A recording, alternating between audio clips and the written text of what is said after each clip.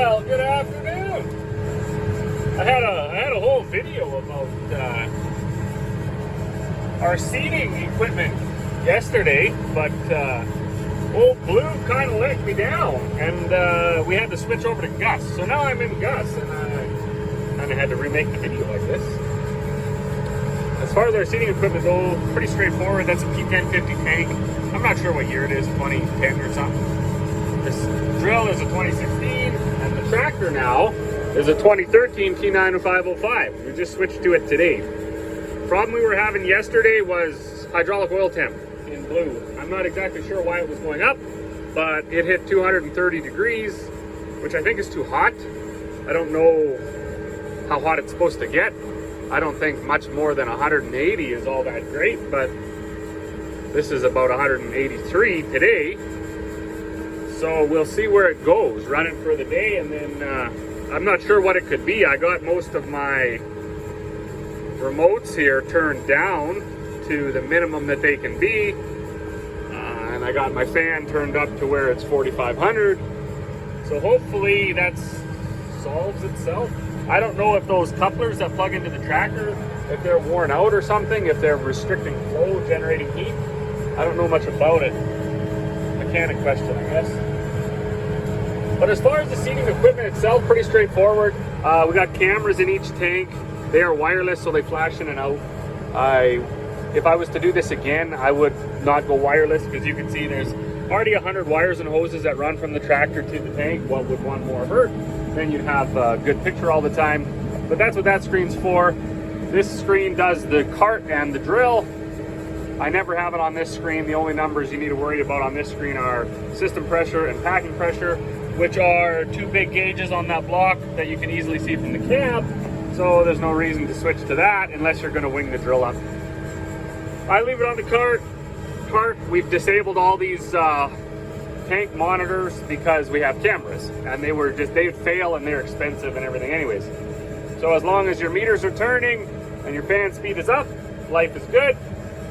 This auxiliary switch is really important on this kind of a drill because it doesn't have a work switch.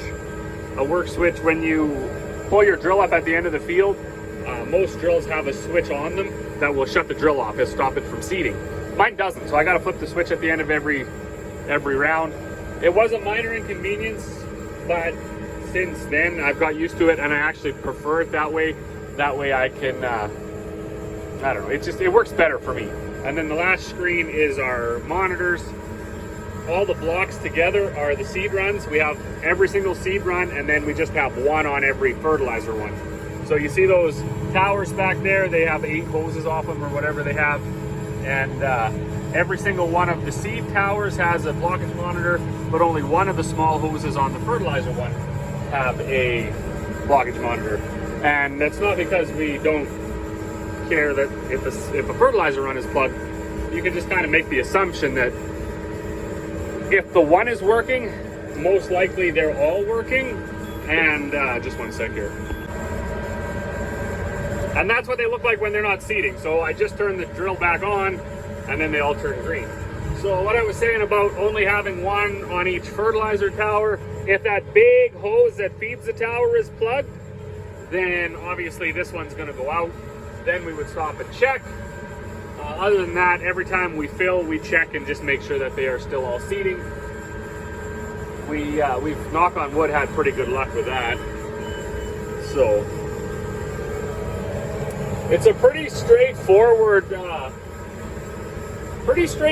system. Of course, everything is getting old, right? I mean, even the tractor at 2013 and the drill at 2016, you know, they're getting kind of old. 2013, this is already 10 years old. Seating equipment, seating technology, all that stuff. Every year there's big advancements in it. So if you're not buying new every year, or at least every couple of years, you're already falling behind in technology, really. Is that necessarily a bad thing? I don't really think so. We are basically, with our seating technology, we're pretty much at the limit with what a farmer with no training could handle. Even as far as this monitor goes, I'm getting pretty good at the diagnostic part of it. You can go in and it'll read out your volts and stuff like that. That's how I realize you can check if your alternator and stuff are working. So getting a little bit better at that. Obviously never gonna fully master it because you don't even know, I don't even know the theory of it all. So this is kind of the end of it. Next year or the year after or the next drill that we buy, unfortunately, will be a lot more technology and a lot less that the farmer can do. You're starting to require laptops and tablets and all these things just to diagnose problems. Hundreds or tens of sensors, anyways, hundreds I guess, could be on your equipment, from your tractor to your drill to your cart. I mean, there's sensors all over. Actually, yeah, there easily could be 100 between the three of them. So they've also integrated a lot of that stuff together to, if one sensor fails, it affects something else that, you know, doesn't necessarily need to affect, but because it's all part of the program, that's how it goes. So hopefully this drill services us for the next, I don't know, at least 10 years. It would be nice to get 10 years out of it. When this was overheating yesterday, like I hit 230 degrees for the hydraulic fluid, and then actually finally the alarm went off. So I've been keeping a close eye on this one. It stays around about 180 right now.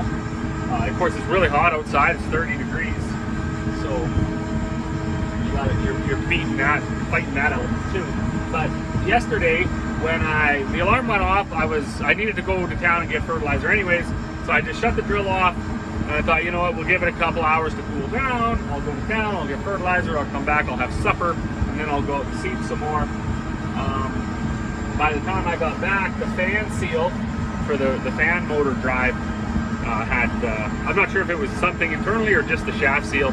It was leaking really bad, so we just shut her down for the night. Of course, it was too late to get parts anyways. I called this morning. They had not only a seal kit to rebuild it, but they had another motor. We're big fans of having parts on the shelf. We don't like to have to run to town for everything. So I went in, I picked up the fan motor, a new one, $1,600, and a rebuild kit for $280.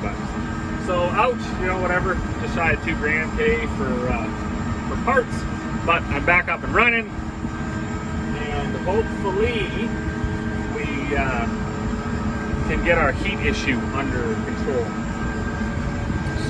But I took Blue in over the winter because I had an issue with the hydraulics last seeding season. When I was going down the field, the fan speed would just drop off. And what you'd actually have to do is take and move the steering wheel, and then the fan speed would jump back up. So there was a priority valve somewhere that shifts from your steering to your implement, switches the hydraulic flow. That was either locking up, seizing up, sticking, whatever. So the mechanic took it all apart, he cleaned it all up, and he ran it on a cart in town for, he said, about 5 hours. Nothing happened. So we assumed it was good, I guess, but we brought it out. I seeded 300 acres with it, and then 2 or 3 times, not when I was going up and down the field, but when I was going around, the fan speed dropped off again, and then it picked back up. So the bug is still there.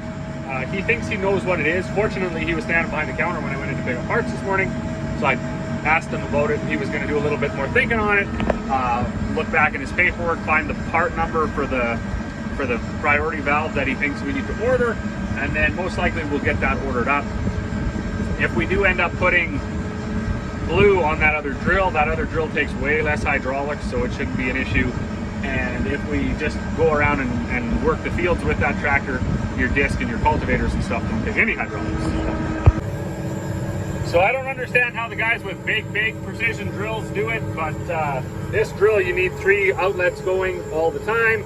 You need system pressure for your drill, you need packing pressure for each individual shank, and then you need your fan to run your cart and your meter rollers. And that seems to be enough to keep the oil hot, at least around 180, 100. I don't know. It hasn't been to 190 yet today, but we'll see where it gets to. I only got to get to the trees there yet, so 7 or 8 more rounds, and then I'm almost thinking a guy might have to change the quick coupler ends on the hydraulics that go into the tractor. But that's how she goes. So that's why there was no video yesterday. It was just all about what I said now, and I had to switch tractors. Of course, you can't do the work and the videoing at the same time, especially when you're dealing with hydraulic fluids and stuff like that. Get your phone all wrecked, so you missed that. But that's what happened yesterday. A little bit of seating, then a breakdown. Got it going again this morning around 10, 11 o'clock, and drilling wheat ever since. As always, thanks for watching, and we'll see you all on the next one.